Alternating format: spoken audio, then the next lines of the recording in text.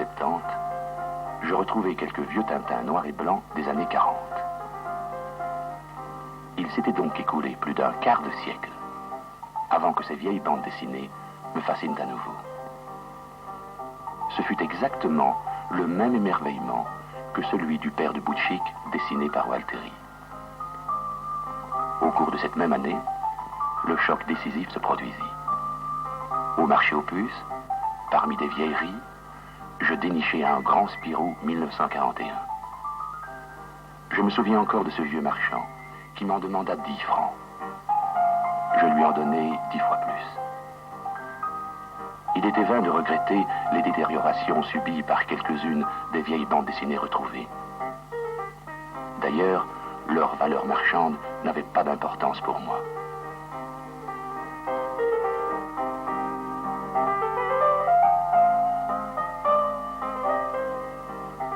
À l'occasion du Nouvel An 1971, j'osais dépenser 800 francs pour le premier album Valardi. Je n'avais évidemment pas idée du prix qu'on pourrait en obtenir quelques années plus tard. Valardi a été le héros de bande dessinée que j'ai le plus admiré, et je l'ai découvert quand j'avais 9 ans et demi. C'était vraiment très jeune, et j'adorais le dessin, mais le dessin en général, le dessin animé, Walt Disney, etc. Mais quand j'ai découvert le Valardi dessiné par Gillen, j'ai été tellement époustouflé et pris par l'histoire que mon rêve à partir de ce moment-là, ça a été de faire de la bande dessinée. Et bon, j'ai fait Chic Bill, j'ai fait des tas de choses avant de faire Ricochet, mais maintenant je dessine Ricochet depuis pas mal de temps, et j'ai l'impression de prolonger un petit peu le plaisir que j'avais à lire les histoires de Valardi. Et je devins un habitué de la boutique Curiosity House, fondée par Michel Deligne en 1970. J'y achetai l'original Blondin et Cirage contre les gangsters et même sa réédition. Grâce au bimestriel Curiosity Magazine, je relus enfin le premier Blondin et Cirage de IG, Blondin et Cirage en Amérique. Voilà le dernier album des aventures de Félix qui est tout à fait épuisé, le tome 6. En noir et blanc, bien entendu, puisqu'il n'existe pas autrement. Et à la demande de nombreux lecteurs, nous avons décidé d'essayer l'impossible, c'est-à-dire de rééditer une seconde fois les aventures de Maurice Tilleux, tout en couleurs, dont les couleurs sont dues à l'atelier de Leonardo Marcinel, qui a fait un travail magnifique, qui a apporté une vie fantastique dans ces histoires que nous avions connues en 1947 en noir et blanc. Non content de vendre, Michel Deligne réédita et devint par la suite un éditeur à part entière.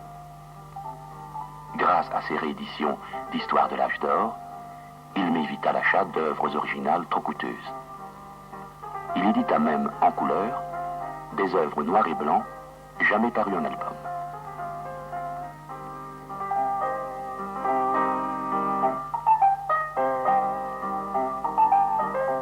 Je fréquentais d'autres boutiques spécialisées qui se multiplièrent dans ces années-là et firent de Bruxelles une des capitales, sinon la capitale, du marché des vieilles bandes dessinées. À la Convention de Paris-Bastille 1980, je me rendis concrètement compte du triple phénomène commercial, sociologique et culturel de cette production trop longtemps considérée comme de la sous-littérature. Mais les pièces rares valaient 10 000, 20 000 francs belges, et parfois davantage.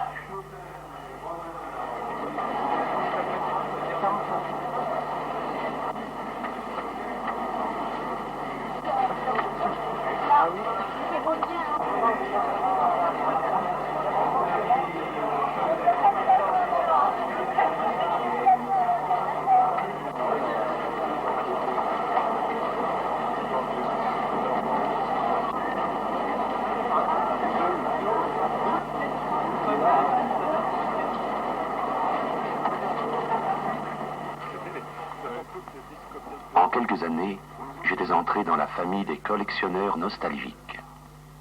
Et c'est à un tintinophile connu chez nous, Stéphane Stéman, que je demandai s'il situait des limites à cette passion.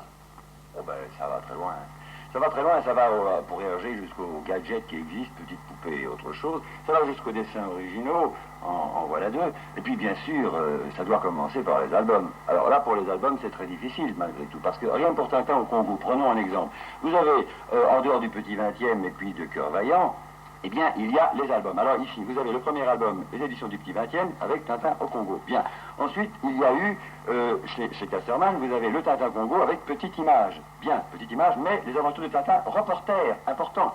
Puis vous avez, alors, un peu plus tard, parce que vous voyez, il y a davantage de titres dans l'encadrement, vous avez Tintin Congo, mais ici, Hergé est mis comme ça, et il n'y a plus le reporter. D'accord? Bon. Ensuite, vous avez davantage de titres toujours dans le cadre à l'arrière, avec toujours le petit Tintin, et vous avez Tintin au Congo, grande image. Mais attention, c'est toujours un noir et blanc. Mais attention, suprême astuce, il y a évidemment le titre qui est mis comme ceci, et le titre en blanc. Bien. Ensuite, il y a grand changement au dos, vous avez le dessin qui apparaît avec le petit cadre à l'intérieur, vous avez Tintin Congo qui est mis en blanc, vous avez l'intérieur toujours en bleu, bien entendu, et attention, le titre en bleu. Bon, ceci, c'est un petit dessin charmant, Verger. Bien, à partir de ce moment-là, vous avez deux colonnes dans le cadre arrière, vous avez ici le titre en noir et blanc, vous avez toujours, bien entendu, le titre, les pages de garde qui sont bleu foncé, et à partir de ce moment-là, vous avez alors le Tintin en noir et blanc, qu'est-ce qu'il a de différent celui-là? Il y a il y a le plus clair que les autres pages, et alors... il y a celui qui... ah oui, oui, enfin bon, si vous voulez que je fasse ça avec tous les titres, alors là, je crois que je pourrais devenir fou.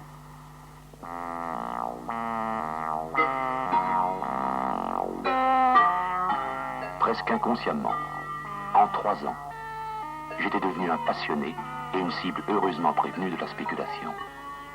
Tirage de tête, album numéroté, tirage à part, offert à l'occasion d'un anniversaire, furent stockés par certains et revendus plus tard à prix de requin.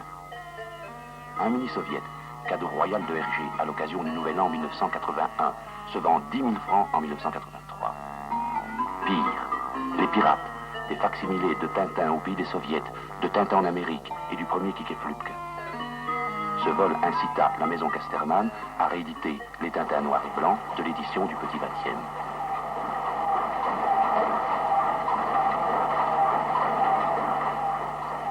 Dans l'escalade, les pastiches, dont le vulgaire Tintin en Suisse pornographique, trouvèrent leur marché clandestin. Mais ces pièges évités, c'est la fièvre de la collectionnite qui s'empara de moi. Une collection, c'est une boîte qui s'ouvre sur quoi? C'est une boîte qu'on ouvre sur quoi? C'est une boîte qu'on ouvre sur des surprises journalières. Parce que vraiment, la collection, c'est peut-être une maladie, ça c'est évident. Il arrive à un stade où on est tellement exigeant qu'on veut tout. Et alors là, ça devient la collectionnite, tant pis. Mais en tout cas, c'est une boîte qu'on ouvre sur des plaisirs quotidiens et sur beaucoup de palpitations, chaque fois qu'on découvre quelque chose. Regardez, le jour où j'ai découvert la petite chose ici, eh bien, cette petite chose m'a donné un grand bonheur.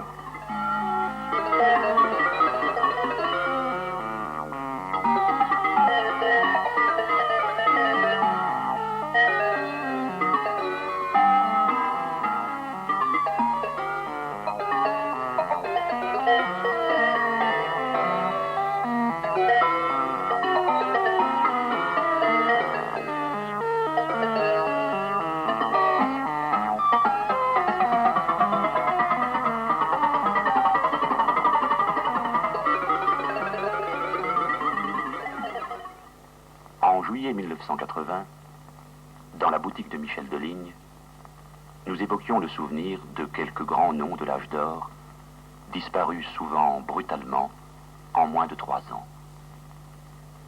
Maurice Tillieux, Paul Cuvelier, Victor Rubinon, J.G. L'idée de ce film était née.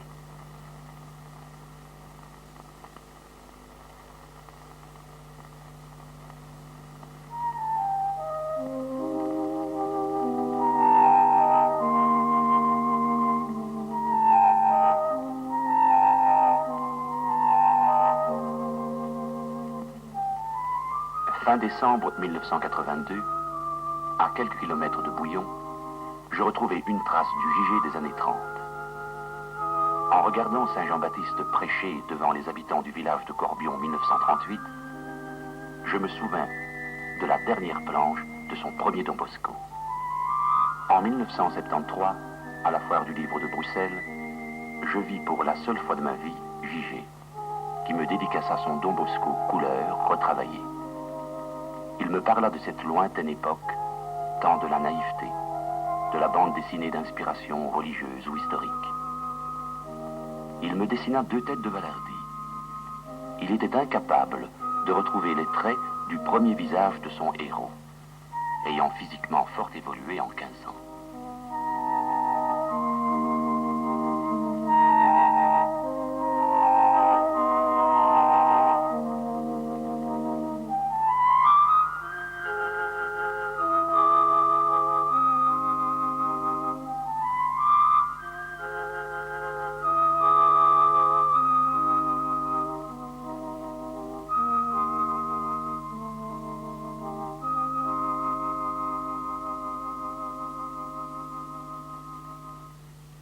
Il créait des personnages qu'il cédait ensuite pour les reprendre parfois. Sans doute était-ce dû à sa générosité, à son goût du changement. En 1944, il hérita du Spirou de Roggwell. Il créa aussitôt Fantasio. Dans l'Almanach 44 et dans les Spirous de 1945, il était presque partout. Je me souviens de ces strips hebdomadaires, sorte de commandement des amis de Spirou, regroupés sur ce que l'on appelle aujourd'hui un poster, celui du Code de l'honneur en action.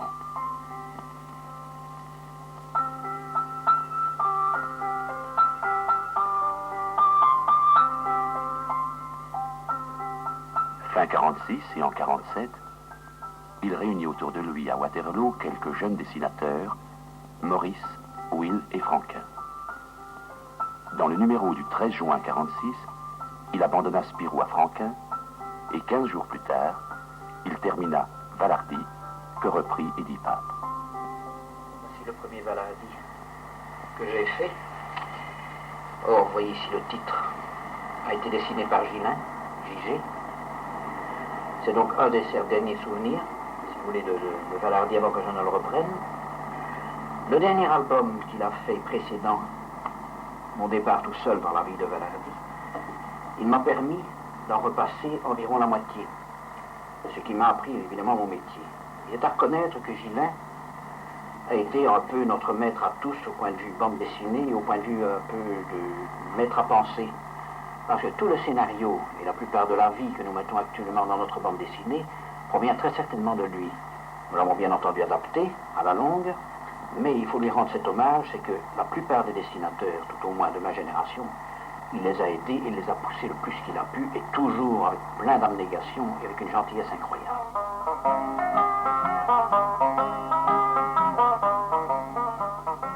En 1978, le Français Yves Chaland dessina une vie de Gigé. Il évoqua son voyage aux États-Unis avec Franquin et Maurice, la naissance de Jerry Spring, une production variée, abondante, inégale, mais toujours généreuse.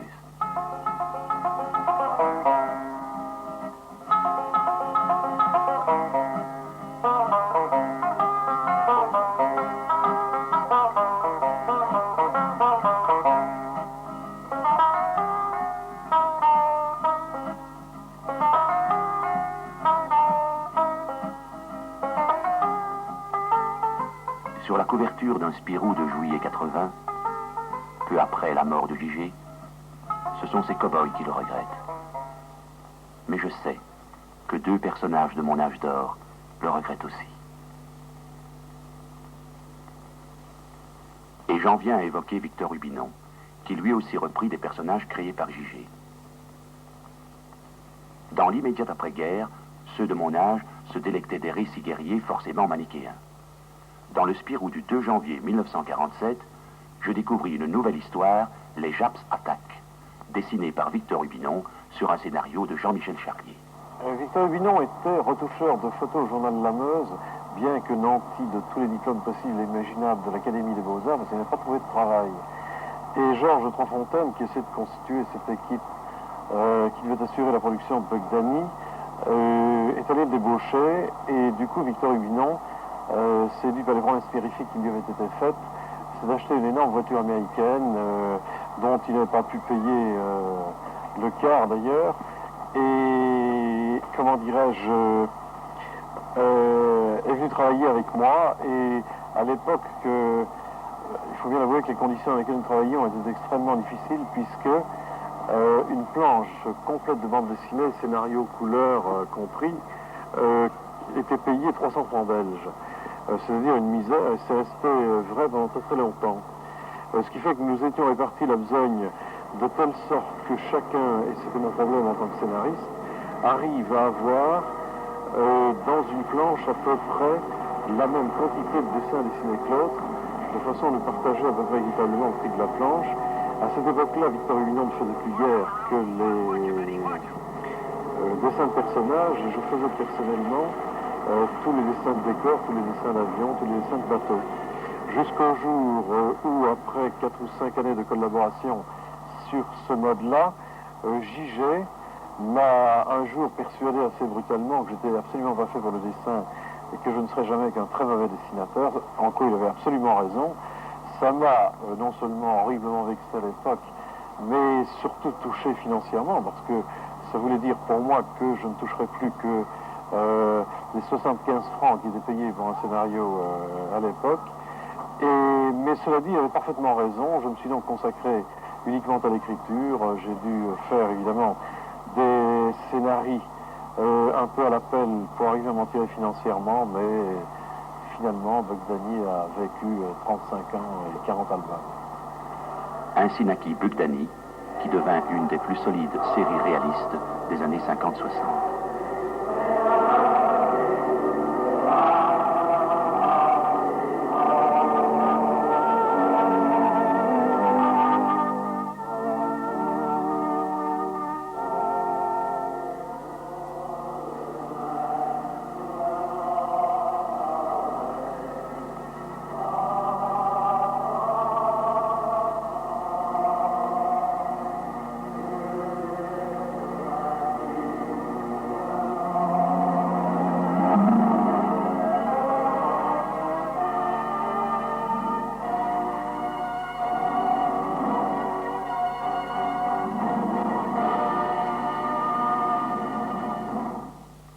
À la nouvelle de l'accident mortel de voiture de Maurice Tillieux, François Walteri, créateur de Natacha, perdit un maître et un ami.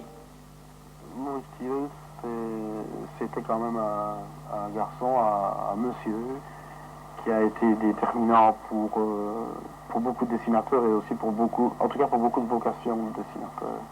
Certains, il suffit de voir tout ce qu'il a représenté pour nous autres, pour tous les genres dans 30 et je dirais 45, voire même certains 50 ans, ce qu'il a représenté jusque dans Heroic Album avec Félix, et puis dans Gilles Jourdan, formidable Gilles Jourdan et Libellule et l'inspecteur Crouton.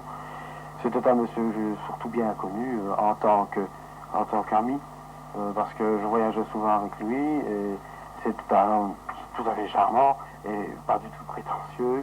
Il avait une allure de grand seigneur comme ça, mais quand on le voyait arriver, tout le monde était toujours très heureux. Et c'est un homme qui a fait l'unanimité, en tout cas chez tout le monde. Je ne connais pas une personne qui déteste Maurice Tillieux. C'est impensable. Je n'ai connu les aventures de Maurice Tillieux que dans les héroïques albums de la fin des années 40. Mais d'autres de mon âge ont continué à se passionner pour ces récits policiers. Et quelques-uns pour la personnalité imposante de Maurice Tillieux.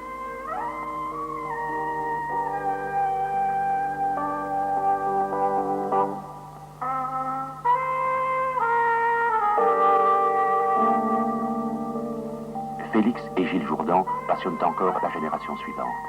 Tillieux n'a pas vieilli. Ceci est vraiment une curiosité de la boutique. Ce sont des croquis que Maurice Tillieux a fait bien avant de commencer son histoire de Gilles Jourdan. Il cherchait ce personnage. Nous trouvons ici Gilles Jourdan avec les cheveux noirs, en smoking, Libellule, vraiment le costaud avec la tête de bagnard, Crouton et Cerise avec une queue de cheval. Ces personnages ont dû changer, ils n'ont pas plu à la direction, on a dû les modifier. Celui-là faisait vraiment trop bagnard, vraiment trop hirsute. Il a dû changer son Libellule et son Gilles Jourdan, de façon à nous donner le Gilles Jourdan que nous connaissons depuis toujours, avec les cheveux blonds, le petit papillon et le costume bleu. Par contre, le Crouton n'a pas bougé, mais Cerise a été modifié, on lui a coupé les cheveux. Voilà donc des dessins qui sont vraiment curieux et qui font partie de l'histoire de la bande dessinée, de l'histoire d'un grand auteur de bande dessinée qui était Maurice Tillieux. Et ce sont des choses auxquelles je tiens énormément. Et Maurice m'avait fait promettre de ne jamais les vendre ni les céder à personne quand il m'en a fait cadeau il y a quelques années.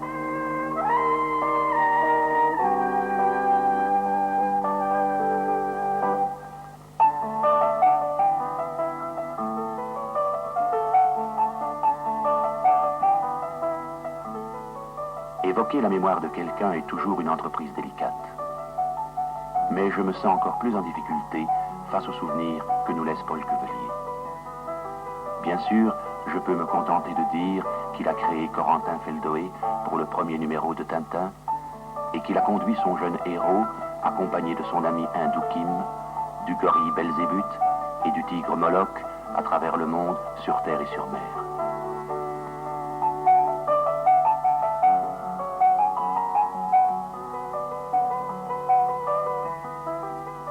Mais il y avait chez l'homme et chez l'artiste un mal d'exister que recoupent tous les témoignages recueillis.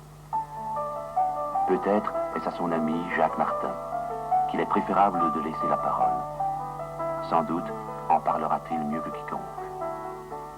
Ah, ce fut mon grand ami, vraiment l'auteur que j'ai préféré dans le monde de la bande dessinée, celui que j'ai vu le plus souvent, celui que j'ai fréquenté le plus assidûment, et l'homme qui était le plus fidèle. Mais j'ai dit auteur, mais je ne devrais pas dire ça de Paul Cuvelier, parce que il a été égaré dans cette bande dessinée que tout compte fait, il n'aimait pas. C'est un formidable dessinateur, un remarquable témoin de son temps, quoique j'estime qu'il est venu ou trop tôt ou trop tard dans cette société, mais c'est un prodigieux dessinateur, et je crois que dans les années futures, il sera reconnu comme étant un très grand artiste de notre époque. Mais cette bande dessinée qu'il a fait en partie vivre les années qu'il a vécues ici-bas, il ne l'aimait pas du tout. À la fin de sa vie, je crois même qu'il la détestait carrément. Mais pourtant, à l'heure actuelle, il est très connu, surtout à cause des bandes dessinées qu'il a faites. Mais quoi qu'à la fin de sa vie, il a fait des dessins érotiques qui sont absolument sensationnels et qui feront, à mon sens, sa réputation extraordinaire plus tard. Mais j'ai le sentiment qu'il se trouvait, disons, un peu coincé ici, comme Rimbaud l'a été, comme Gauguin ou Van Gogh ont été à leur époque. Il était en marge. C'était un grand bonhomme en marge de son époque. Longtemps limité par les impératifs moraux d'une bande dessinée avant tout destinée aux enfants, il put se libérer quelque peu grâce à une bande mythologique époxy, et grâce surtout à des œuvres picturales où l'on sent s'exprimer son besoin de perfection. En 1979, on fêta les 50 ans de Tintin.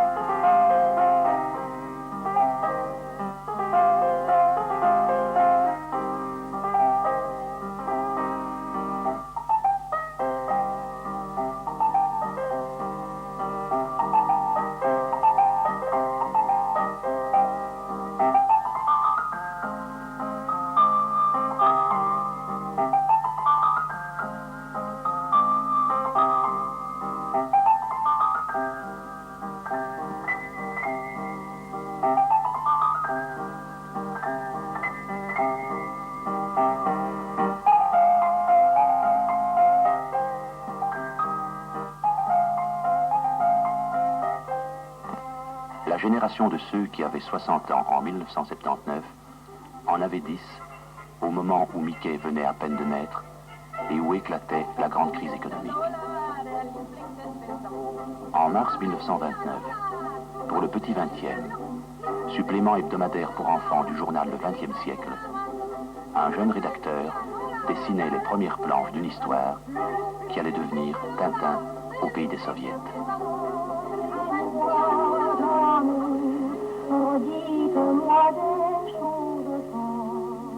Cette génération qui précède la mienne fut celle des premiers lecteurs de Tintin.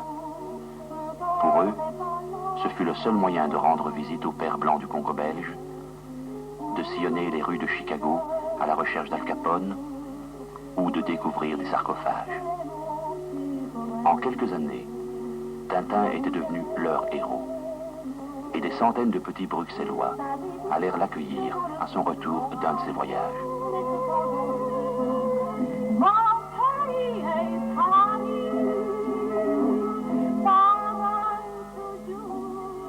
À une époque où posséder une TSF était un luxe, le cinéma et la télévision se réduisaient à la projection d'images fixes au patronage du dimanche. Oui, ça m'évoque des tas de choses parce que lorsque j'étais jeune, lorsque j'avais 12 ans, ma grande découverte avec la bande dessinée, c'était ça. Et je longeais un jour un patronage, des murs d'un patronage pour aller prendre des leçons de piano et j'ai entendu que le grand cri me croque, 1000 tonnerres de voix, etc. Je n'ai pas pu résister, j'ai pénétré et j'ai été dans une pièce où on montrait ce qui m'avait semblé à l'époque être un dessin animé, c'est-à-dire Tintin en mouvement, etc. Et des années après, lorsque j'ai raconté ça à Hergé, j'ai dit, mais en 1934, moi j'ai vu des dessins animés de Tintin. Je me dis, mais ça n'existait pas, il n'y a pas de dessin animé de Tintin. Et on m'a dit, mais c'est ça que vous avez vu, ça, c'est-à-dire ce film qui était certainement commenté par quelqu'un. Et à ce moment-là, en effet, tout s'est éclairé. J'ai découvert que lorsque j'avais 12 ans, j'ai été tellement fasciné par ces images-là que les commentaires du monsieur qui faisait, qui ajoutait le texte à l'image, m'a donné l'illusion que tout ça était animé. Ce qui laisse évidemment, ce qui nous donne nous laisser perplexes devant les témoignages humains, enfin, et qui en même temps explique ce qu'est la fascination de l'image. Alors pour moi, évidemment, c'est merveilleux, je trouve ça merveilleux parce que, d'abord, je n'en ai pas, puis deuxièmement, pour moi, c'est toute ma jeunesse et ma première rencontre avec la bande dessinée, c'est ça. Hein. Qui paraissait dans Clan Vaillant, d'ailleurs. En 1935, ces adolescents arrivaient à l'âge de s'intéresser aux grands événements de leur temps et pour certains d'entre eux, de prendre parti. Il est beau et me va comme un gant. Moi je le trouve plein de grâce. Je suis plus heureux qu'un roi. Je ne fais jamais de mousse. En douce, je me pousse. Lurent-ils encore Tintin et la première histoire plus construite de Hergé, le Lotus Bleu? Ou laissèrent-ils désormais ces lectures à leurs cadets qui découvraient Jojo, la première histoire de Joseph Gillin, sous le pseudonyme de J.G., et l'énigme du fétiche Arumbaya?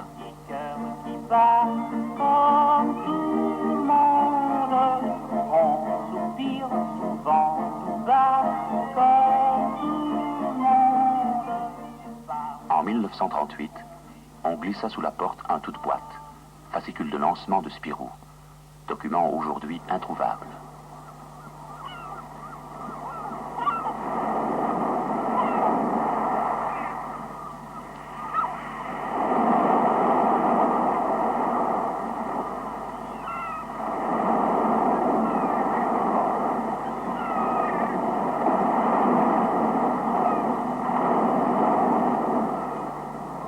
En 1980, en Bretagne, à Paramé près de Saint-Malo, je retrouvai Robert Velter, le créateur de Spirou, qui signait sous le pseudonyme de Robvel. Comment est né Spirou? Oui, Spirou est né sur les bateaux, puisque j'ai navigué pendant quelques temps. J'avais de beaux modèles devant moi, puisque j'avais des petits mousses, les mousses de sonnerie, et puis les mousses à l'extérieur qui servaient à la passerelle avec les officiers, qui étaient les petits mousses avec des pompons et puis des bérets de marin, qui m'ont servi d'ailleurs, dont l'un m'a servi de modèle pour Toto, le journal de Toto, et le Spirou alors est venu après, lui était mousse de sonnerie. habillé comme il est habillé là. Sur l'île de France, il était tout en rouge. En 1939, l'équivalent flamand de Spirou, robe 12, fut mis en vente. Au cours de cette même année, Tintin nous revint, souriant mais casqué. Et Hergé initia ses jeunes lecteurs au problème de la défense passive et de l'occultation.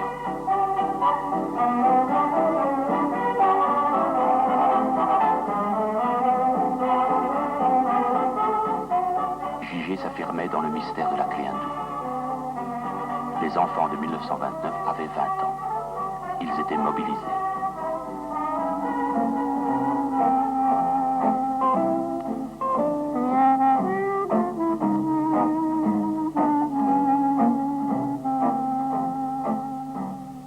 Les tout petits de 1940 avaient mon âge. Et ils apprenaient à déchiffrer les images de 2 albums, Blondin Cirage en Amérique et Contre les gangsters, au moment où Adolf Hitler visitait Paris. Je continuais à lire Spirou chaque semaine. Je me souviens de ma rencontre avec le capitaine Haddock dans la cale du Carabou-Duan, dans le dernier album noir et blanc de Hergé, Le Crabe aux pinces d'or. Je n'eus plus à colorier les vignettes de l'Étoile mystérieuse, premier album couleur de la série. Tout se brise dans mon cœur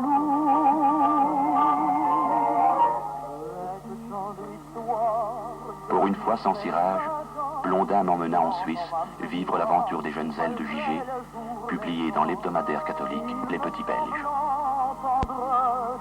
Ce fut aussi l'époque d'un nouvel hebdomadaire, Bravo, mal vu dans les milieux catholiques, sans doute à cause des amours mouvementés de Gordon l'intrépide et des décolletés de sa compagne.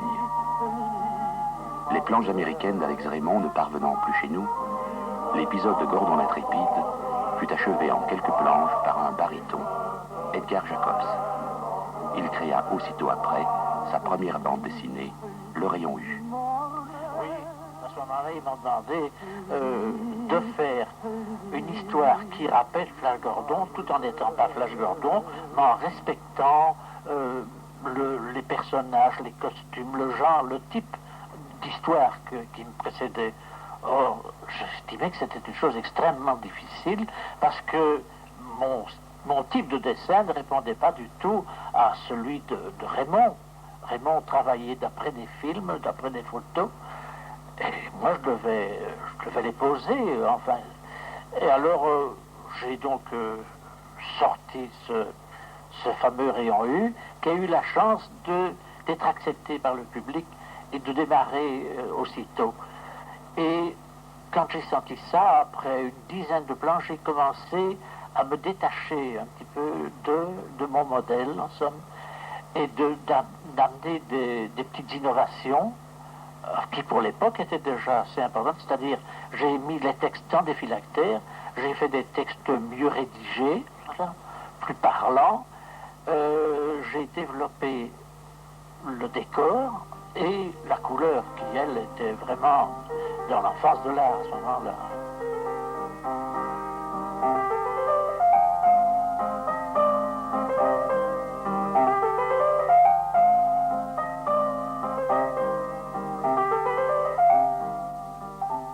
J'aimais beaucoup les aventures de Simbat le marin, signé Will, qui devint célèbre plus tard sous son vrai nom, Willy van der Steen. Ça date de la fin de la guerre. J'habitais Bruxelles à ce moment-là. Et c'est vraiment ma première bande qui a apparu dans les hebdomadaires pour les jeunes. Après ça, j'ai fait pour eux également Lancelot et Thor. Et dire que la Gestapo, les Allemands, ont presque interdit le personnage. Ah oui, Saint-Bat, parce qu'il faut comprendre, ils m'ont fait venir au... Comment ça s'appelait? Propagandastafel ou de soit. Et ils faisaient la censure des hebdomadaires pour les jeunes. Et comme Sinbad était un corsaire, et un corsaire c'était un résistant, et il ne trouvait pas ça un héros à propager pendant à cette époque de l'occupation. Et il a interdit l'édition. De l'autre côté, l'histoire de Lancelot, il en avait été amoureux, il trouvait ça formidable, mais le Sinbad, ça devait disparaître. Le 2 septembre 1943, le journal de Spirou annonça sa cessation de parution. Je me sentis privé d'un point de chute hebdomadaire. Je ne savais évidemment pas que Robvel avait dû céder son personnage. Tout alla très vite alors.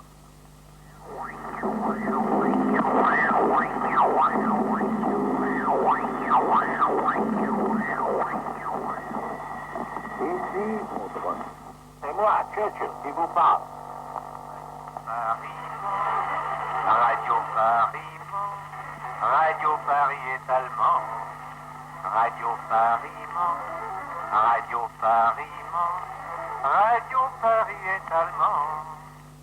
Sous le commandement du général Eisenhower, les forces navales alliées, avec le soutien de puissantes formations aériennes, ont commencé ce matin un débarquement des armées alliées sur les côtes nord de la France. Amis, entends-tu le vol noir des corbeaux sur nos plaines? Amis, entends-tu le chant lourd du pays qu'on enchaîne? Oh, et partisans, ouvriers et paysans, à vos armes. Et le 2 septembre 1944, des chars américains, des tablettes de chocolat et une friandise au nom bizarre dont nos parents disaient de nous méfier, le chewing-gum. Une renaissance pour les adultes. Pour moi, la naissance à une autre vie, fêtée par Bravo et par le sourire de Spirou revenu. Et bientôt, la danse du Spirou, que je confondis avec mon héros de papier.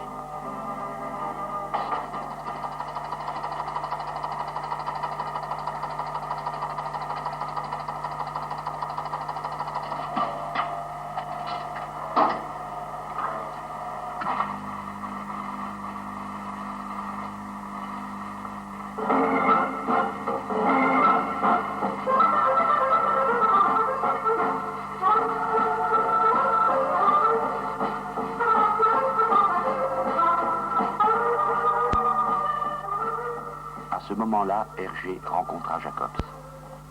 Il préparait l'avenir d'une part importante de la bande dessinée belge. Je ne connaissais pas Hergé, ni lui, ni son œuvre, ni son personnage.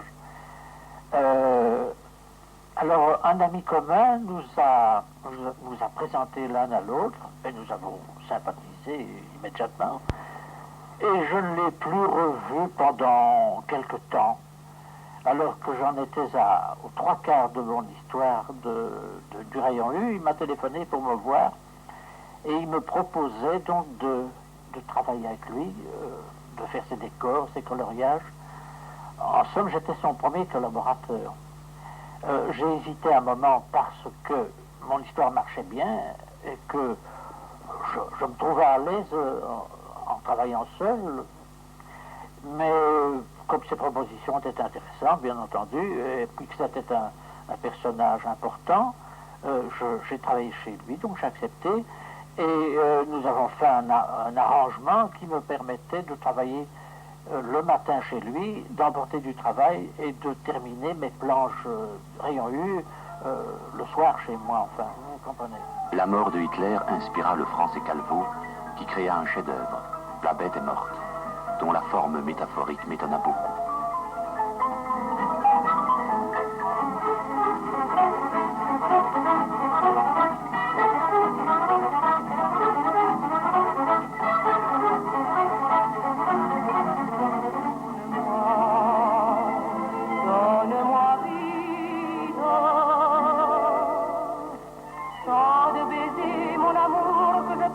Je lus des dizaines de bandes dessinées guerrières, le plus souvent de mauvaise qualité.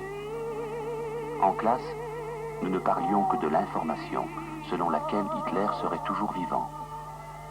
Je ne savais rien de la frénésie de Saint-Germain-des-Prés, ni de la mode parisienne. Le grand événement pour moi se localisa un jeudi de fin septembre 1946, lorsque je sortis 3,50 francs de mon porte-monnaie pour l'achat de 12 pages d'un nouvel hebdomadaire, Tintin. J'étais sur place au moment où on est venu présenter, faire cette proposition, donc, à Hergé.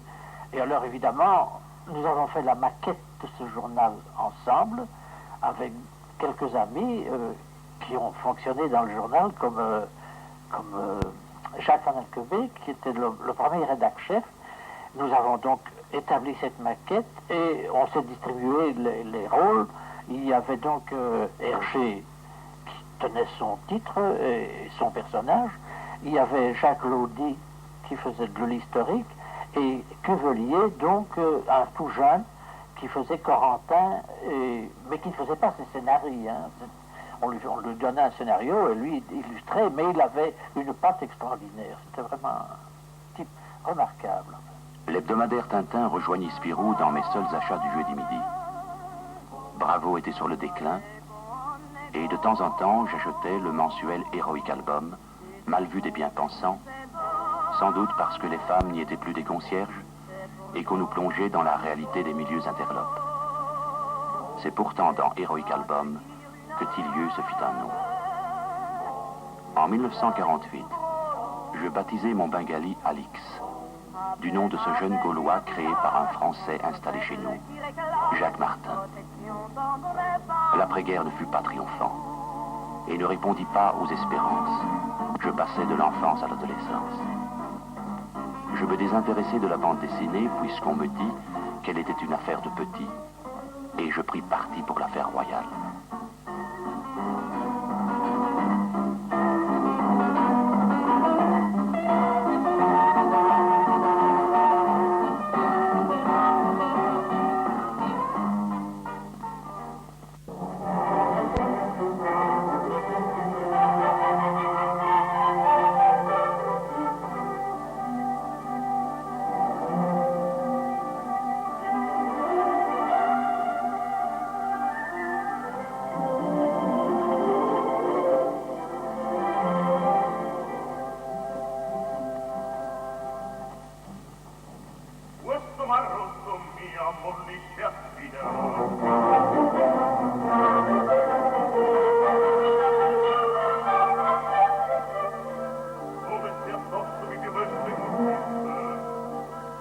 En mai 1982, plus de 30 ans après la décennie de l'âge d'or belge, je fus autorisé à entrer dans l'opéra de papier de Edgar Jacobs. Edgar Jacobs parle de son œuvre avec enthousiasme. Mais malgré le succès et la célébrité, il regrette encore aujourd'hui d'avoir dû interrompre sa carrière d'artiste lyrique. Il a passé une partie de sa vie à compenser cette frustration en transférant ses visions dans son œuvre, qu'il appelle lui-même son opéra de papier.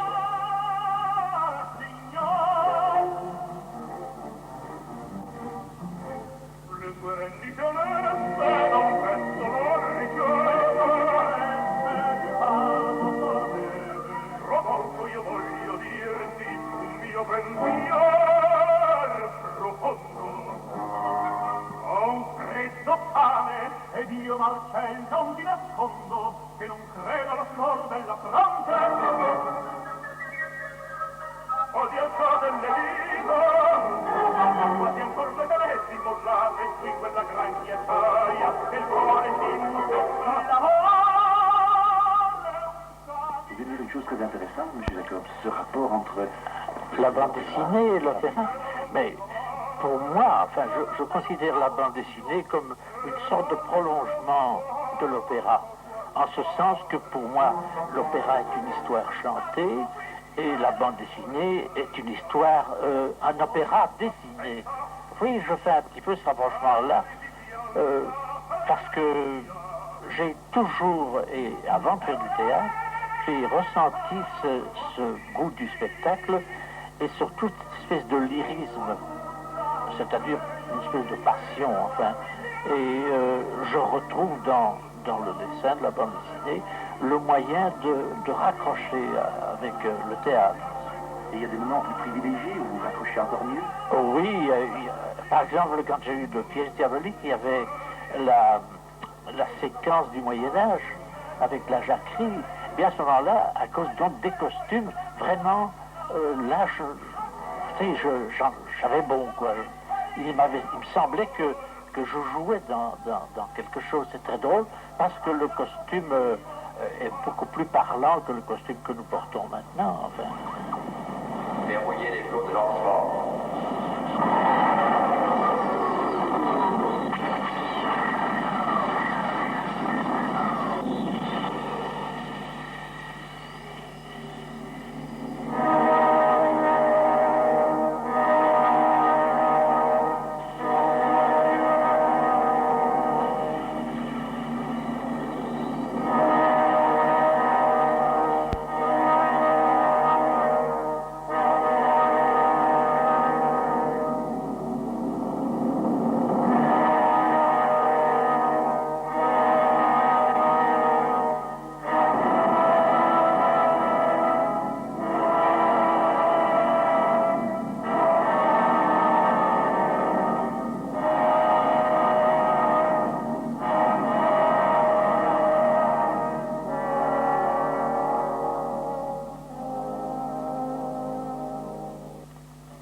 Et donc pour le journal Tintin, ça a été le secret d'Espadon, mais au départ, ce n'était pas le secret d'Espadon. Non, ça c'est une chose que peu de gens connaissent.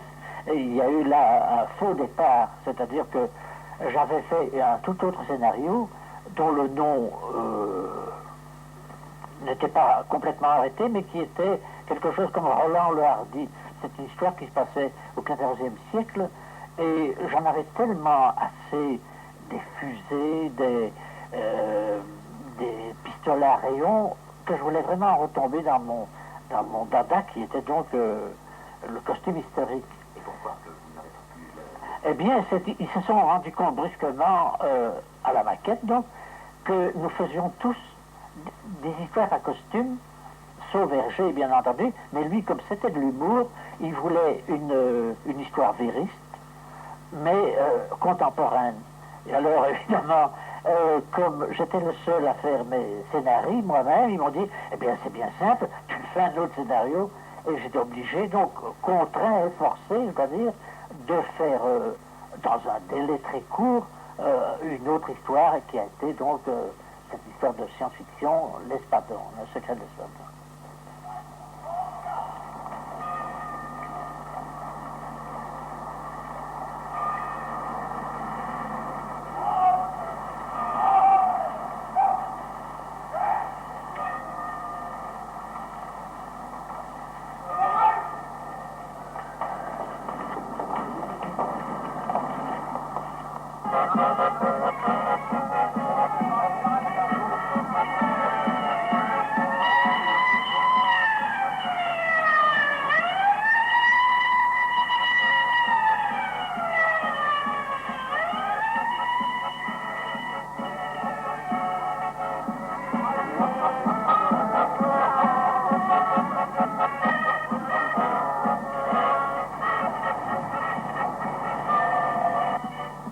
Vous savez qu'il s'en est fallu de peu pour que la marque jaune, qui avait pourtant un très grand succès, tant à Bruxelles qu'à Paris, ne soit interrompue. Pour des questions de, comment dirais-je, de critique et de censure, oui.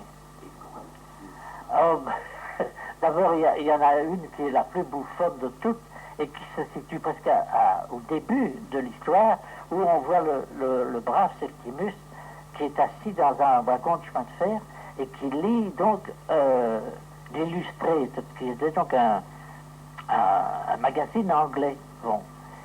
Et cet Illustré prenait sur ma vignette 2,5 cm sur 1 ou 1,5 cm de large. Et le jour où j'ai dessiné ça, j'avais devant moi le magazine en question qui avait comme couverture le voyage, le déplacement donc, du ballet de Covent Garden en Amérique. Et comme illustration, il y avait donc une danseuse étoile en tutu, vous voyez le genre, c'est tout ce qu'il y a de plus chaste qu'une danseuse classique, assise sur un panier de costumes. Et quand cette illustration est arrivée à la rédaction, c'était vraiment l'affolement, mais l'affolement. Je dis, qu'est-ce qu'il a encore fait, que c'est bien lui, etc., etc. Et alors, comment arranger cette histoire? Alors, il y a quelqu'un qui a eu l'idée de faire tramer l'image, mais d'abord, ils disaient on va faire tramer les jambes. C'était les jambes qui les affolait comme ça. Alors c'était bien pire parce que ça faisait des bas noirs, ça faisait très gay Paris. Enfin, donc, alors après ça, ils étaient tellement fous, ils ont tout tramé.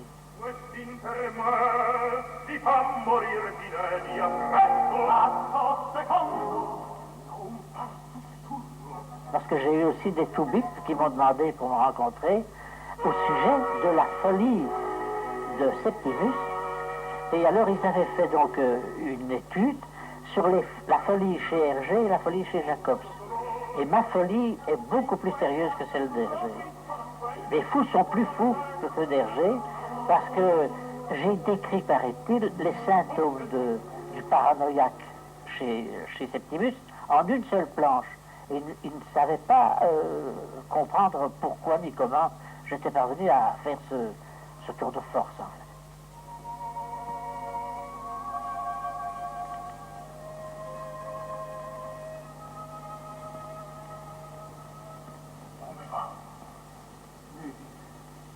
Tranquilla, che vuol dire? Andare a venire e portarmi così! No!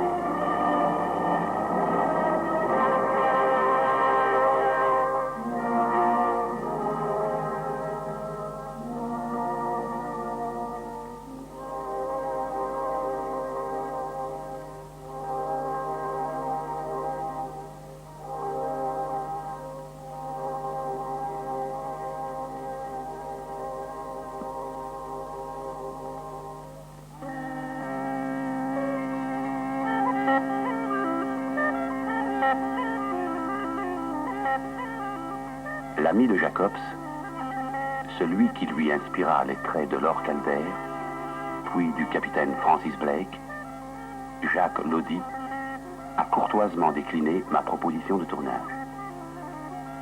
Il ne veut plus entendre parler de bande dessinée. Et quand je relis la légende des 4 fils Aymon, Hassan et Kadour, David Balfour, je me demande encore pourquoi on a mis 30 ans avant de publier Jacques Lodi en album.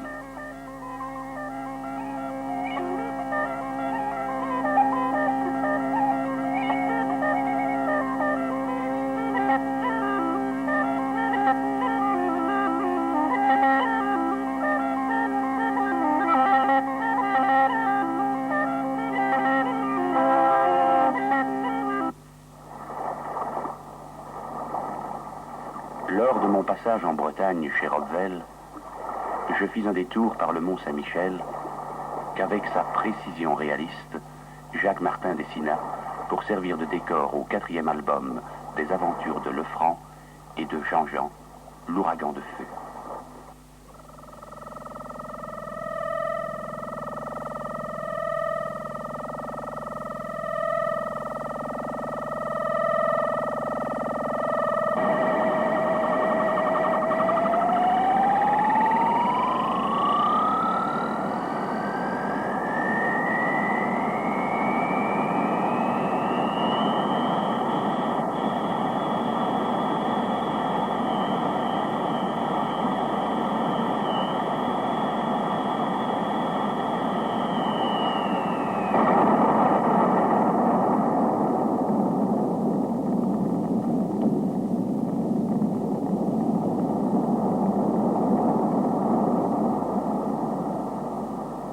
Lefranc et Jean-Jean, Alix et Énac, 2 duos, 2 époques. Mais je dois dire, en ce qui concerne le franc, que j'ai simplement transposé, au fond, Alix et Enac à l'époque moderne. Le franc et Jean-Jean sont simplement Alix et Enac à l'époque moderne, avec une différence tout de même, c'est que si un personnage comme Alix, à ses 17 ans, peut se promener dans le monde romain sans encombre, parce qu'à cette époque-là, c'était plausible, à notre époque actuelle, il n'est pas compréhensible qu'un garçon de 16 ans se promène comme ça sans moyens. C'est pour ça que je l'ai vieilli. C'est simplement la raison pour laquelle le franc a à peu près 25-30 ans.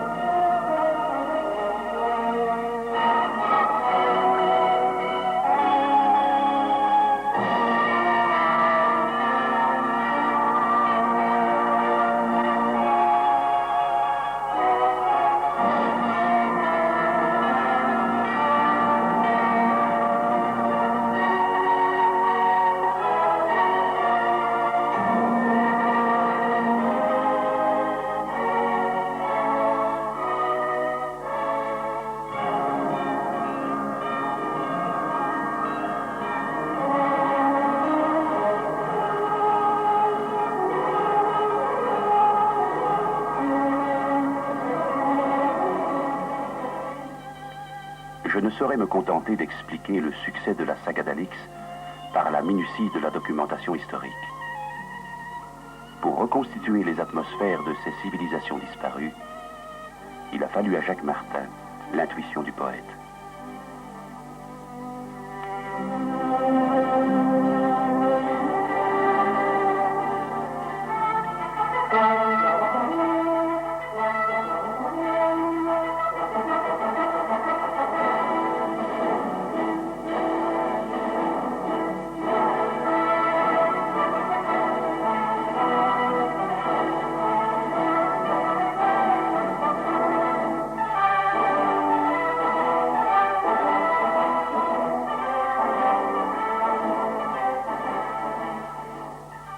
J'ai cherché toujours à ce propos à représenter l'Antiquité telle qu'elle était. C'est très difficile parce que nous jugeons cette époque-là avec nos yeux qui sont déformés par l'éducation que nous avons reçue, c'est-à-dire une éducation judéo-chrétienne. Et c'est ainsi que je ne puis pas présenter des gens en train de faire leurs besoins dans la rue comme ils le faisaient à Rome, parce que ce serait automatiquement condamné. Et quand même je présente Alix et Enac, pourtant je n'ai jamais rien présenté de scandaleux, bien au contraire, n'est-ce pas, dormant nus ensemble ou dans la pièce sous coup d'une façon contiguë, on me dit, mais enfin, je suis rendu compte de ce que vous faites là.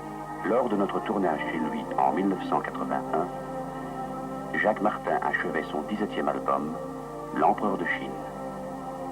Dernière aventure d'Alix, un héros né il y a 35 ans dans Tintin.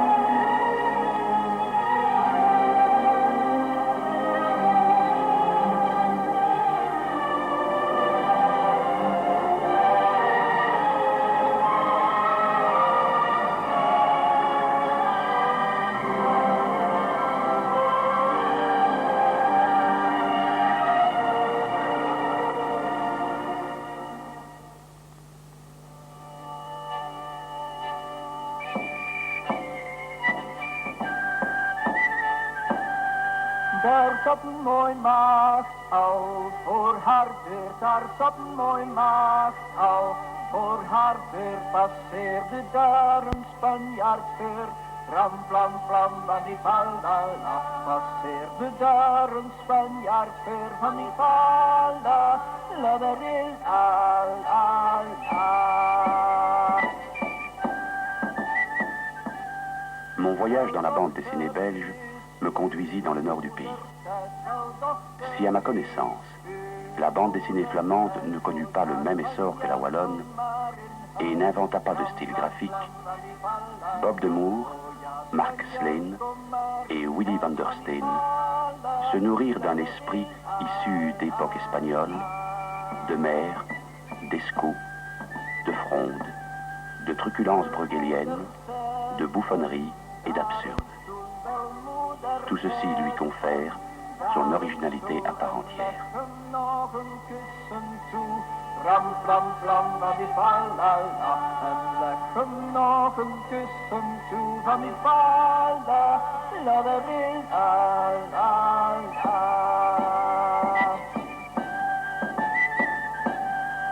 Wel moeder, maak een bedje net. Wel moeder, maak een bedje net. Voor die Spanjaard met zijn brunet. Ram, flam, flam, van die Marc Sleen, créateur de Nero, me réaffirma sa foi en l'identité flamande de son inspiration. Ik zie het en ik beleef het als een Vlaming, omdat ik Vlaming ben. Ik spreek tegenwoordig van Nederlands en niet van Vlaams. Maar heel die inspiratie waarop Nero gebaseerd is, Nero is een Vlaams volksmens. Is iemand die geboren en getogen is in Vlaanderen, die de ziel heeft van een Vlaming. En ik zou verder gaan, dus wegens zijn geboorte, wegens zijn cultuur, aanleun bij Bruegel. Dus de grote Bruegel, of Rubens als u ook maar wil. We hebben vele kunstenaars die ons voorgegaan zijn. Maar het ligt daar allemaal dat diezelfde geest, gebonden aan de tijdsgeest uiteraard, maar diezelfde geest, dat die toch wel op en top Vlaams is. En het is logisch dat iemand die Vlaams denkt, zich ook Vlaams exprimeert. Zonder discriminatie uiteraard. J'ai rencontré Bob de Moor à la sortie du tome 2 des aventures de Cory le Moussaillon. Devenu collaborateur de Hergé en 1950, Bob de Moor a mené en parallèle une œuvre tout à fait personnelle. J'ai commencé une première histoire avec le personnage de Cory le Moussaillon il y a 20 ans, il y a 30 ans déjà, en 1950, quand je suis venu à l'équipe de Tintin. Et puis après que cette histoire a paru, 30 ans après, ou 25 ans après plutôt, de Ligne et Le Borgne, qui sont des fanats de la bande dessinée, ont édité cette histoire en album. Alors certains gens, beaucoup de gens ont relu ça, entre autres l'éditeur Castelman, des gens de l'édition Castelman, et qui m'ont dit, comme d'autres lecteurs, mais pourquoi vous n'avez pas continué cette histoire-là? Là, la raison est trop long pour expliquer ici. Et pourquoi vous ne refaites plus des histoires avec le personnage de Cory?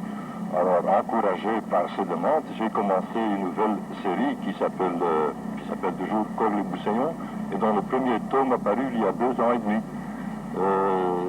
S'intitulait L'Invincible Armada, puisque le sujet était très vaste, j'ai voulu faire cette histoire en 2 tomes. Alors maintenant, 2 ans après le premier tome, le deuxième tome est sorti. Je viens de le voir sorti des presses des éditions Castelman. Et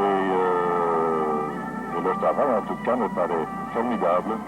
Alors voilà le deuxième tome qui est sorti et je me mets déjà à la 3e histoire de Cory. Dans un Tintin de 1948, je fis la connaissance de Bob et Bobette dans Le Fantôme espagnol. Je crois que je l'ai écrit vers la fin de 1945. Mais comme il n'y avait pas de journaux libres à ce moment-là, on a attendu jusqu'à la fin de la guerre pour le publier. Et depuis lors, après ça, a suivi l'édition en album, qui se traduit maintenant en plusieurs langues et qui ont une forte tirage.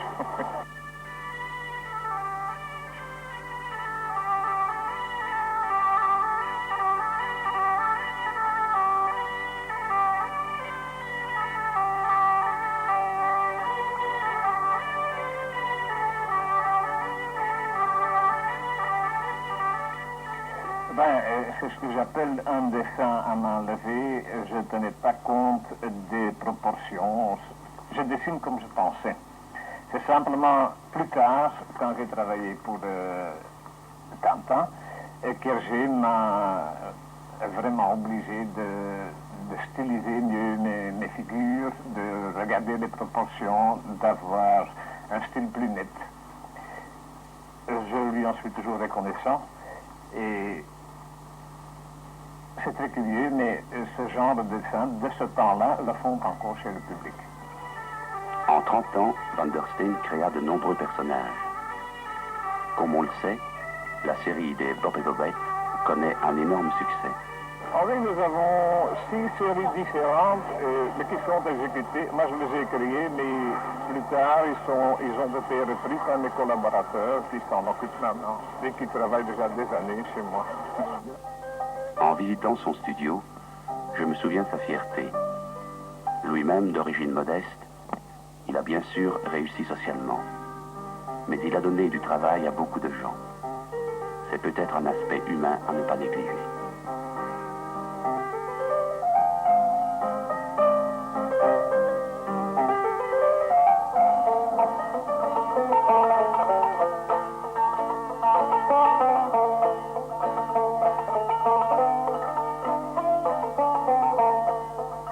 Fin des années 40 et début des années 50, à l'époque des plaines du Far West quand vient la nuit, chantée par Yves Montand, je ne connaissais que les Alan Ladd, Robert Taylor, Gary Cooper, James Stewart, cow-boys classiques des films conventionnels de John Ford et autres réalisateurs américains.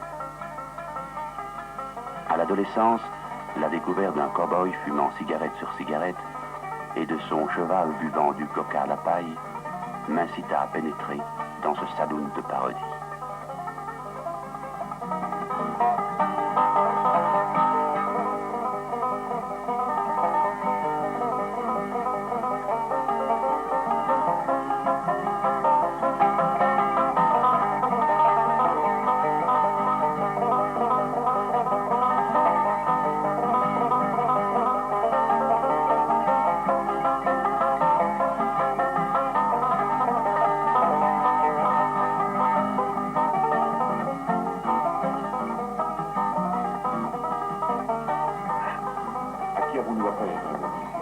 Eh bien oui, je m'appelle Lucky Luke, l'homme qui tire plus vite que son ombre. Nous sommes dans un salon, monsieur Marie. C'est un salon, c'est un endroit mal fameux pour la bande dessinée. Oui, ça m'a donné quelques problèmes d'ailleurs. Chaque fois que je dessinais une femme un peu dévêtue dans un cadre, au début que je faisais cette bande, on me censurait et j'arrivais avec des cadres tout à fait vides au début. Mais après, ça a été mieux quand j'ai travaillé en France. La censure était moins grave et maintenant, je peux faire ce que je veux.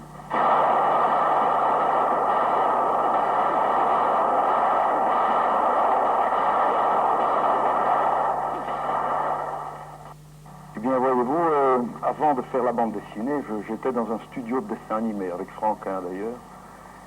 Et dans les premiers albums de Lucky Luke, effectivement, il y a encore une forte influence du dessin animé. Par exemple, le personnage qui n'avait que 4 doigts au lieu de 5, comme c'était l'habitude à cette époque-là dans le dessin animé, pour économiser du temps. Mais après le deuxième ou le troisième album, j'ai changé ça.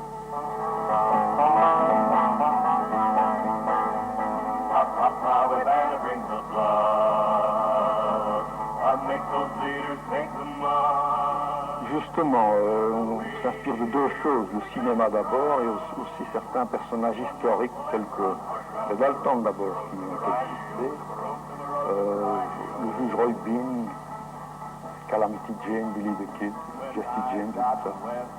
En ayant soin de les ridiculiser un peu plus que dans le cinéma américain, parce que généralement ils sont montrés d'une façon sympathique au cinéma.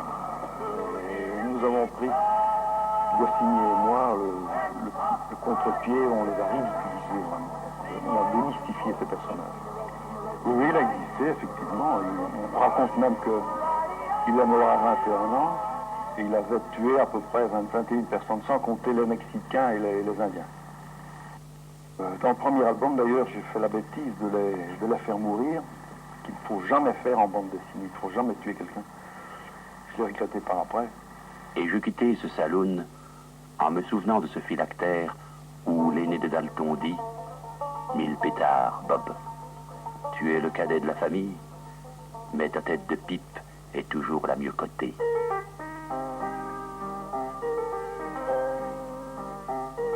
Le premier tournage fut consacré à Eddie Pape. Je me retrouvais dans une chambre mansardée avec sous les yeux les originaux du Château Maudit, une histoire de Valardy qui reste dans bien des mémoires.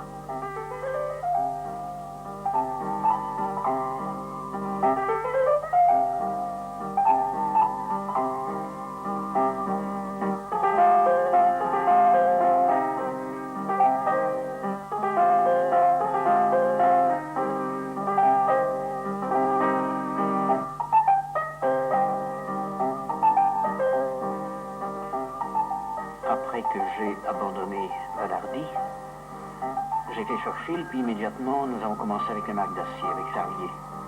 Il a commencé d'une manière un peu curieuse. Nous sommes partis d'un peu, si on veut, du roman Les Saints sous la Varède. Et c'était la grande époque également de l'écrivain de Presles, Alain de Presles, qui avait écrit plusieurs romans sur son fameux tour du monde sur un billet de 1000. Et nous sommes un peu partis de cette idée. C'était un scénario de Charlier qui traînait dans les tiroirs et que nous avons remanié et de quel est né donc Marc d'acier. Et nous avons donc eu l'idée de lui faire le tour du monde. Et les 5 premiers albums donc donnent ce fameux tour du monde de Marc d'acier.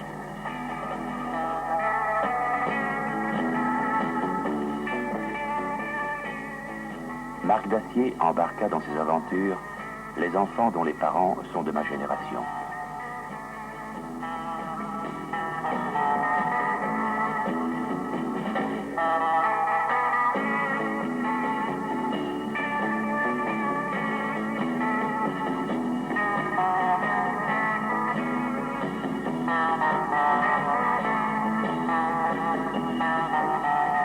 Avec le scénariste Greg, créateur d'Achille Talon, Eddie Pape inventa Lucorian.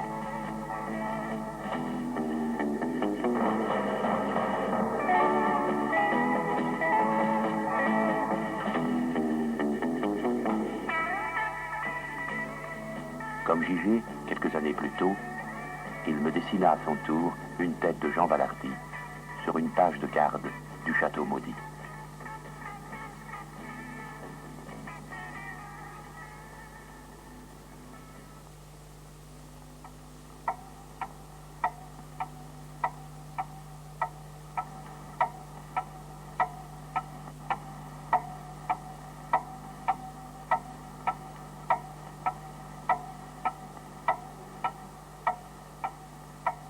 Parmi les auteurs de la première heure, il y a Sirius.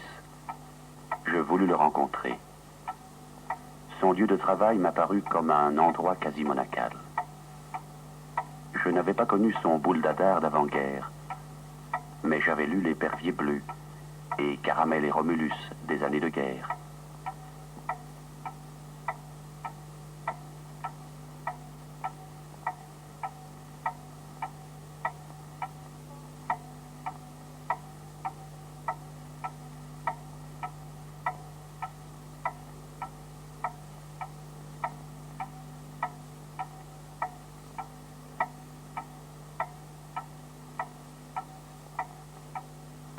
La série historique des Timours des années 50 et plus tard les aventures de M. Pemberton ne m'étaient connues que de nom. La conversation avec Sirius dépassa le cadre de la bande dessinée. Il me laisse un souvenir tout à fait particulier d'un homme lucide et passionné. On saurait très bien d'être dans un sanatorium ou un hôpital ou une prison ou n'importe quoi ou un bagne. Tu montres le directeur de ses mains pour laisser du papier et des crayons. Ce ne serait pas tellement malheureux. Et puis il faut qu'il donne du vin aussi, de la nourriture, que je ne veux pas me laisser rouler.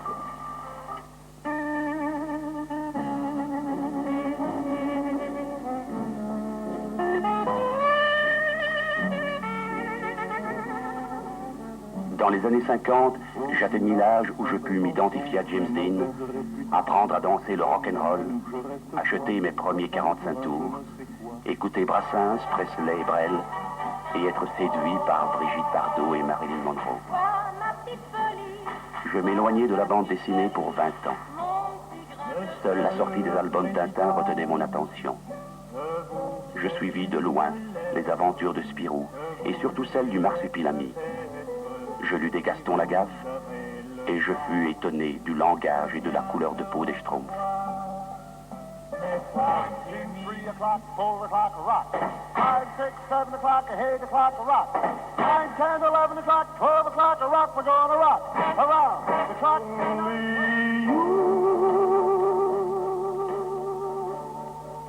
Il y eut la naissance de Pilote et de ce petit Gaulois, Astérix. Qu'éclate de joie, chaque heure et chaque jour, quand on a que l'amour pour vivre.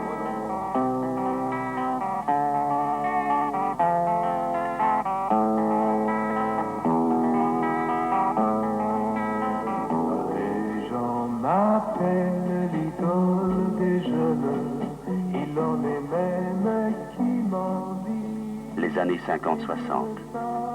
Vite passé à m'installer dans l'âge adulte, sur fond de prospérité économique et de soubresauts historiques, comme la fin du Congo belge, la guerre d'Algérie et l'assassinat de Kennedy à Dallas.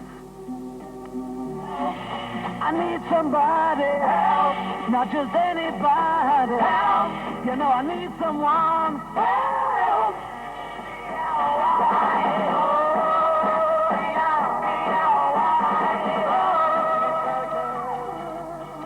Le réveil de mai 68 mit fin au ronron du temps des copains, de la vague yéyé et des feuilletons télévisés de l'ORTF.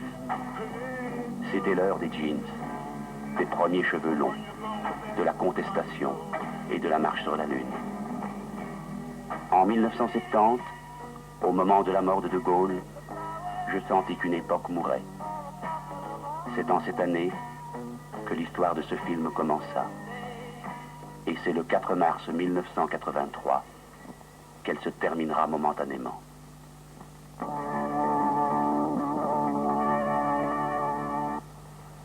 Tintin est en deuil, Milou est triste, et nous tous ce soir nous avons aussi de la peine.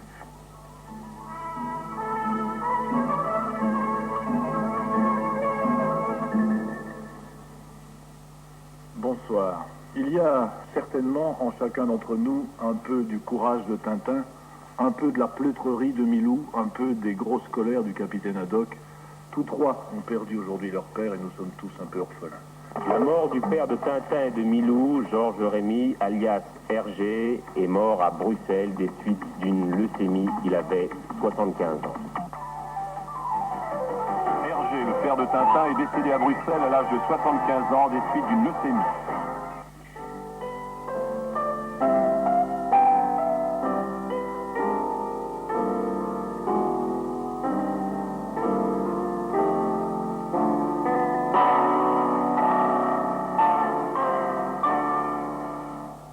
Tintin ne vivra jamais sa 24e aventure, pourtant commencée au pays des peintres et des faussaires. Je savais Hergé malade depuis 4 ans. J'eus l'impression de perdre quelqu'un de très proche, et pourtant je ne l'ai jamais rencontré. Lors de nos tournages, il n'était pas dans ses studios. Des originaux sortis des tiroirs, des originaux sortis de la nuit des temps. Je ressentis là une atmosphère presque familiale. Bob de Moor, son collaborateur depuis plus de 30 ans, travaillait au projet d'une fresque d'une station de métro. Et pourtant, il me semblait que je visitais un sanctuaire, une pyramide, d'où était sorti quelque chose de très grand. Je n'ai jamais rencontré Hergé. Même en 1981, lors de la venue en Belgique de Chiang Chong-chen, le petit Chiang que la fiction immobilisait dans une adolescence éternelle, mais que la réalité rendait autant. Casterman le reçut pour l'inauguration d'une rotative dédiée à Tintin.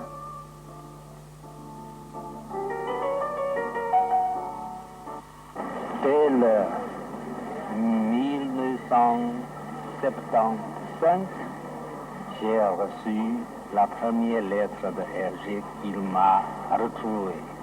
Et depuis 5 ans, je cherche des moyens de venir le voir.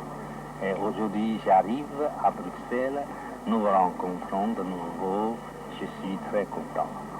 C'est que pendant près d'un demi-siècle, depuis votre retour en Chine, en 1936, je crois, jusqu'à ce jour, des millions de lecteurs de multiples nationalités se sont passionnés pour les aventures du génial Hergé, et en particulier pour le Lotus bleu et Tintin au Tibet, ce qui a rendu le petit Chang des albums beaucoup plus célèbre que les personnages de Corneille ou de Racine.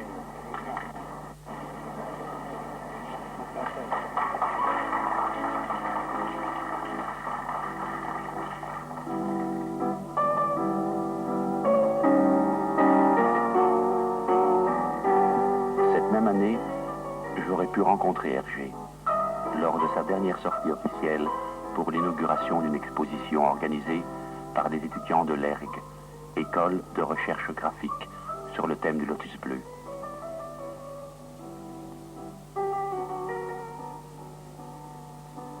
Deux ans plus tard, le directeur de cette école, ami intime d'Hergé, Pierre Sterckx, me parla de cet album particulièrement important pour la suite de l'œuvre. Oui, dans les 23 albums, il y a plusieurs chefs-d'œuvre. Alors, ce serait trop long d'en parler, mais disons que, pour ma part, mon premier choc, qui est resté le choc de l'enfance et le choc des retrouvailles aussi quand on les relit, c'est la double aventure des cigares du pharaon et du lotus bleu. Et je crois que là, dans les versions noir et blanc, auxquelles je reste fidèle, parce que c'est là que Hergé a tout découvert. Il a d'abord découvert la figure en Égypte, je veux dire la figure, le profil, enfin ce qu'on appellera la ligne claire bien plus tard. Il l'a découvert dans les fresques égyptiennes. Il a découvert qu'il fallait être graphiste, et pas seulement feuilletoniste. Il a commencé à dessiner un cran au-dessus du Congo ou ne parlons pas des soviets. Il dessine déjà un cran au-dessus. Alors, je trouve, et en même temps, il travaille sur les fantasmes du secret, du labyrinthe, du trafic. Donc des choses qui sont vraiment, qui touchent l'homme dans ses activités sociales, politiques et psychanalytiques. Donc là, je trouve que c'est un album très important, malgré ses maladresses. Et alors la suite, le Lotus, ça c'est un chef-d'œuvre sans discussion, parce que là, l'apport de Chang dont on a 1000 fois parlé, la façon dont il a découvert la peinture chinoise, avec un petit livre qui est toujours au studio Hergé d'ailleurs, où il a pris note comment dessiner un costume, comment dessiner un arbre qui bouge dans le vent, avec un minimum de moyens, comment être économe dans son trait et très descriptif. Alors là, à ce moment-là, le dessin d'Hergé fait un bond énorme, et en même temps, il commence à raconter des histoires très complexes, avec des bons et des mauvais qui s'entremêlent, des ambiances extraordinaires de nuit et de violence, de subtilité dans la violence et tout ça. Et là, je crois que c'est le premier tout grand chef-d'œuvre de Hergé. À chaque passage à Bruxelles-Midi, je jette un regard sur un toit, comme s'il s'agissait de celui d'une capitale mondiale, une des capitales mondiales de la bande dessinée. Quand j'appris que le musée imaginaire de Tintin était de retour à Paris, d'un voyage à travers le monde, je le visitai, et je crus y voir partout Hergé, sans jamais l'avoir rencontré.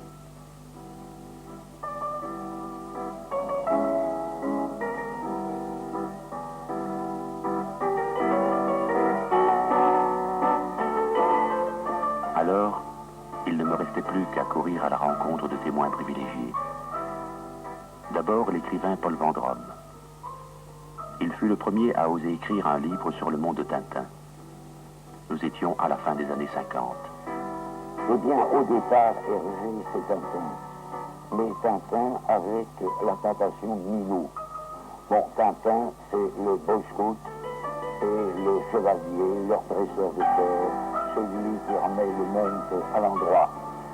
Et Milou, c'est le regard ironique sur les cascades de Tintin, réplique célèbre Tintin, quand auras-tu fini de faire l'acrobate? Milou, c'est déjà à l'avance la tentation qui deviendra de plus en plus sensible et de plus en plus obsessionnelle dans l'univers d'Hergé, c'est-à-dire la tentation de la douceur du livre.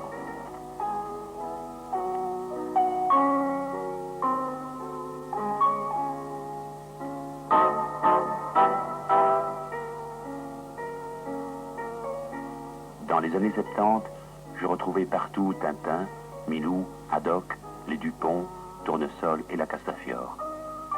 Je lus de nombreux articles et quelques études. Mais au monde de Tintin de Paul Vendrome, répond aujourd'hui le monde d'Hergé de Benoît Peters. Une génération s'est écoulée. Mais ce qui fascine finalement le plus dans le monde d'Hergé, moi ce qui me fascine depuis 6 ou 7 ans que je travaille vraiment très précisément autour de ça, c'est à quel point ça touche à l'enfance.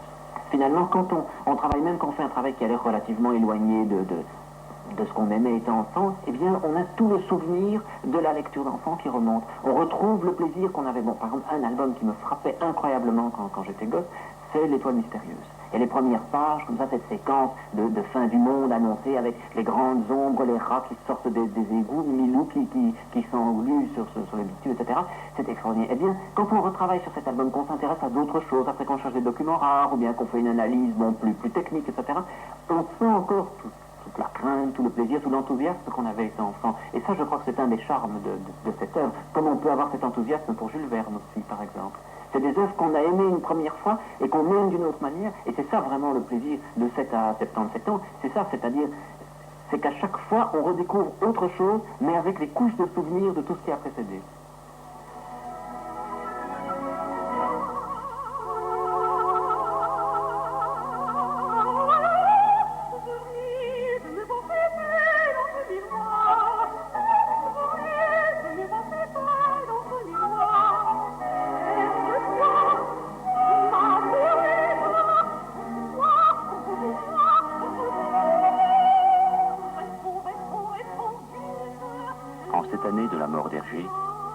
Le dernier tournage fut consacré au philosophe français Michel Serres, qui n'hésite pas à parler de génie à propos d'Hergé et de son œuvre. Oui, les bijoux de la Castafiore font voir une liste très complète de ce que nous appelons maintenant des médias, c'est-à-dire les moyens de communication. Cela part, comme vous l'avez vu, de l'escalier, mais cela envisage aussi tout ce qui est téléphone, télévision, musique, bref, l'ensemble de tous les moyens qui transportent des messages. Et y compris d'ailleurs les messages d'amour qui sont dits par un sourd à quelqu'un qui ne l'entend pas. Et d'autre part, non seulement la liste totale est donnée, mais la liste totale des échecs sur cette communication. L'escalier est cassé, la télévision est brouillée, le téléphone n'est pas reçu, le message téléphonique n'est pas reçu, le message d'amour est très peu reçu. Donc, liste générale des moyens de communication, la télévision par exemple, liste totale des échecs, liste totale de tous les problèmes posés par cet étrange phénomène qui fait que je parle et que vous écoutez, qui fait que je parle et que vous n'entendez pas, qui fait que vous entendez ce que je n'ai pas dit. Et je ne crois pas que pendant les 50 dernières années, nous ayons eu à notre disposition un vrai traité de la communication aussi bellement écrit et aussi bien analysé que celui-là. Et avec cette espèce de miracle d'appeler ça le bijou.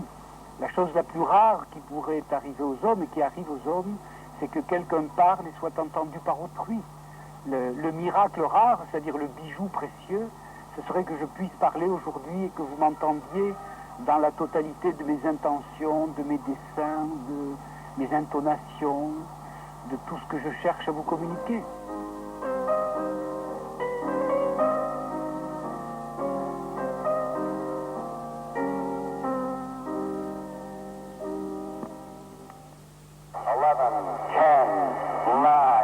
Ignition sequence start. 6, 5, 4, 3, 2, 1, 0. All engine running. Liftoff. We have a liftoff. 32 minutes past the hour. Liftoff on Apollo 11.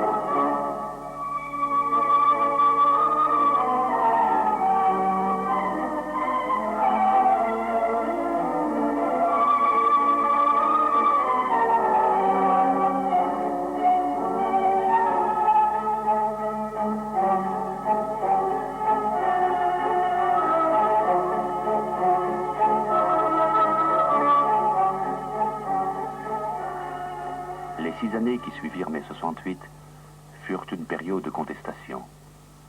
On remit en question l'univers de Tintin. Et la sortie du dernier album Tintin chez les Picaros ne fit qu'alimenter la polémique.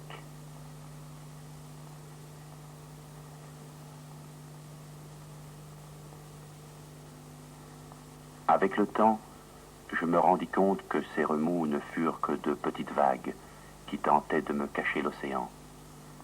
Tintin vit plus que jamais.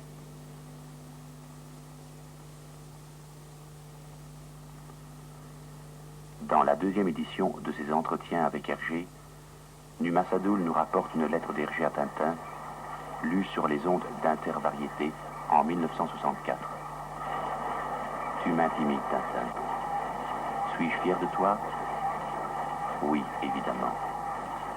De ce que j'ai, moi, homme normal, issu de parents normaux, un rejeton qui n'est pas comme les autres. Salut, mon petit gars. Je dirais même plus, salut. Signé Hergé. Celui que je préfère, je crois, c'est Tintin au Tibet. Parce que c'est une histoire très simple. C'est encore une fois l'histoire d'un adolescent qui n'écoute pas les conseils des grandes personnes, qui a une idée dans la tête et qui la suit jusqu'au bout. C'est aussi une histoire de fidélité à l'amitié. C'est une histoire d'amitié, comme on dit, une histoire d'amour.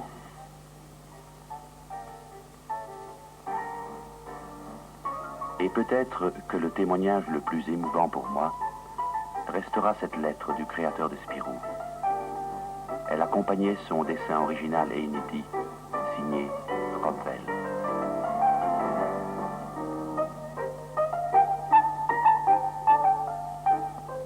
En admirant les portraits peints par Andy Warhol, je sais qu'Hergé est entré dans l'aventure artistique du XXe siècle.